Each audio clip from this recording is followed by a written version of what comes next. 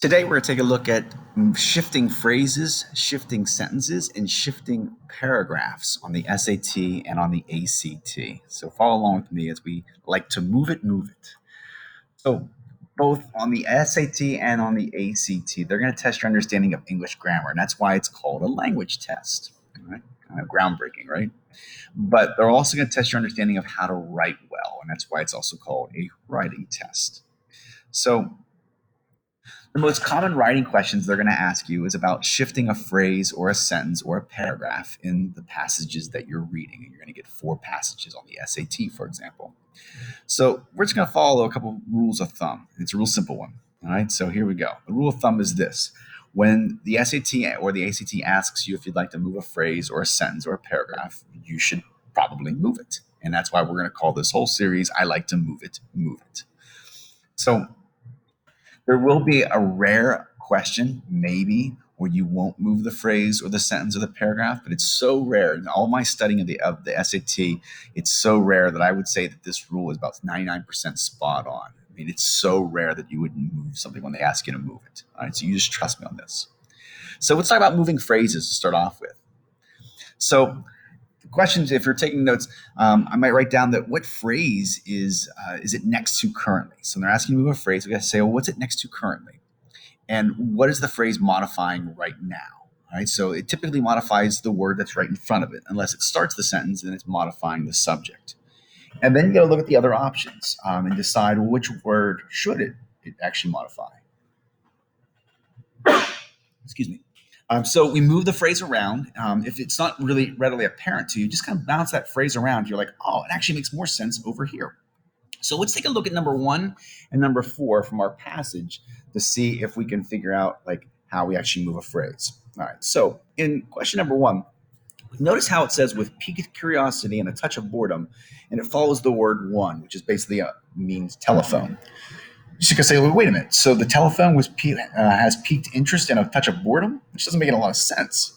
So now I look at my other options. B says with piqued curiosity and a touch of boredom, Pui, I'm not sure how you pronounce his name, we'll just call him Pui. Telephones with piqued curiosity and a touch of boredom, or tutors with piqued curiosity and a touch of boredom. Well, B makes a heck of a lot of sense because the emperor, or Pui, is the one who has piqued curiosity and a touch of boredom. That was pretty easy. All right, let's take a look at number 4. So see how it says, since he was a young child, but it follows the infinitive to stop him. So it's saying to stop him since he was a young child. You're like, wait a minute. So they've tried to stop him ever since he was a young child? Like, how long has he wanted a phone? And I don't think that's what they mean. So I look at the other options. It says, since he was a young child in his autobiography, they were afraid of what could happen since he was a young child. And he'd been confined to the palace since he was a young child. Well, D is going to be my choice. I know a lot of people like choosing C, but they're not afraid. Since means like time. They're not afraid what would happen since he was a young child. I know you're thinking like the word because he was a young child, but really what's happening is he'd been confined to this palace ever since he was a young child. And therefore, that's why they're confining him ever since he was a young child. The next thing we have is when we move sentences. So when you move an entire sentence, a couple of things to focus on. Maybe focus first on its transitional word. Think about the transitional word and how that connects to the previous sentence. So if it begins with a transitional word, how does it fit into the previous sentence? How does it end? Think about how that sentence ends because the very next sentence has to then flow naturally with it. So you're moving an entire sentence within a paragraph. So think about logically how it's going to fit, almost like a puzzle piece. It's got to fit both the beginning and the end into the previous sentences. And then lastly, is the sentence in a particular form? Is it a question? So therefore, it needs to have an answer that comes after it. Or is it the answer and it's looking for a question that's kind of fitting in? I've seen the SAT do that as well. And lastly, look at the given options and decide how the paragraph's going to flow best with the movement of that sentence. So let's take a look at number 2. On number 2, notice how the sentence begins with the transitional word, however.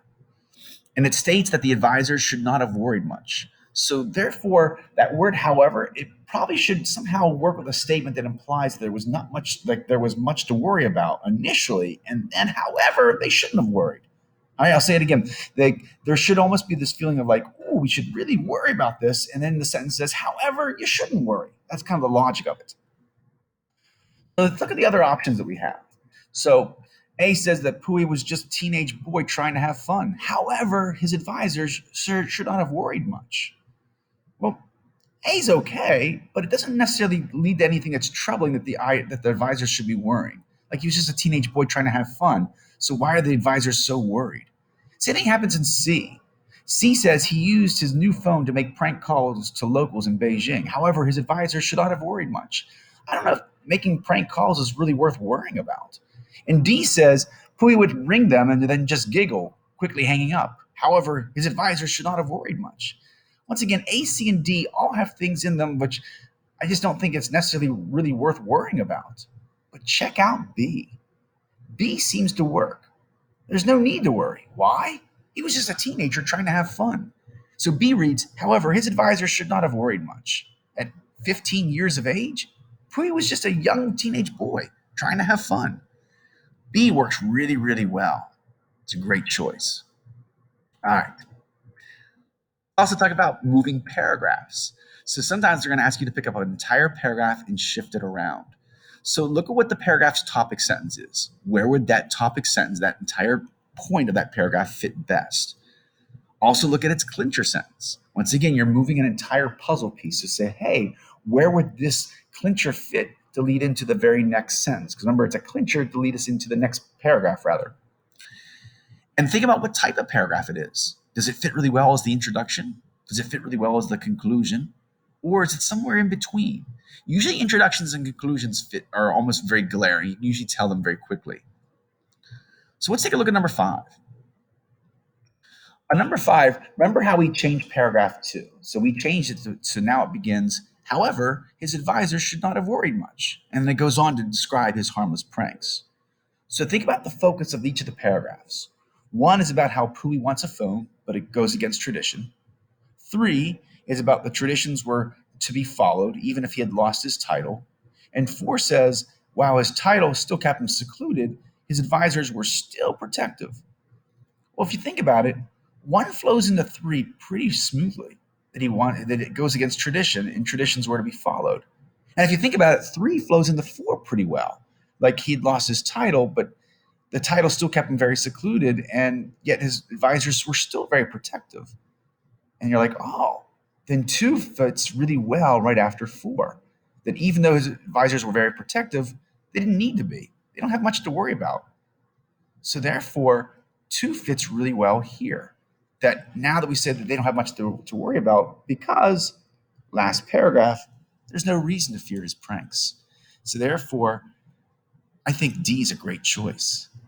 Circle D. And lastly are the keep and delete questions. So there's no pattern to these. I don't have any tips on these other than what I'm going to present to you here, but there's no tricks. So one thing I always recommend is to write on your tests. So to physically take your pencil and scratch out the phrase. So when they say, hey, the author's thinking about deleting this, say, cool, let's do it. So take your pencil, scratch it out, and then reread the sentence without that information and think, okay, does it make sense? Cool, delete it. Or you're like, oh, no, it's confusing. And then you're like, okay, then I need to keep it. And then in your head, think about why you want to keep it. Or in your head, think about why you want to delete it before you look at their answers, because their answers can be sometimes tempting. And I want you to think about why you thought to keep it, why you thought to delete it first before you look at their answers. So let's take a look at number 3. Well, let's scratch it out and reread the paragraph to see how it flows. So it reads, the title of emperor in China came with many traditions and cultural aspects that had to be followed. In fact, he was to be seen more as like a god to his people. Pui actually lost his title in 1912 when the empire was abolished. Well, I don't really lose anything by cutting out the part that's been deleted. I also don't gain anything by keeping it. Can you hear that? Like, I don't need this. I don't lose anything when I delete it. And I don't really gain anything by having that part in. So for that reason, I think we can cut it out. It's more important that we know that the emperor was seen as a god, which explains why he was so secluded from the outside. And it's also important to explain how his title was lost, which leads to the rules that were sort of relaxed for him. But I don't really need this in between part at all. It's not that important to the sentence. So therefore, I'm cool with deleting it. But once again, why am I deleting it? because it's not really adding anything to the paragraph. So it says deleted because the fact of Chinese dynasties, rather, is not necessary to the passage as a whole, or deleted because an emperor was still a man, not a god. Well, C is my better choice. I know D is tempting because it sounds good, but my head told me not to choose D because my head said, look, I just don't need that information. So be careful of things that are tempting because it might sound tempting to you, but my gut said go with C. That's the end. All right. Thanks, everybody.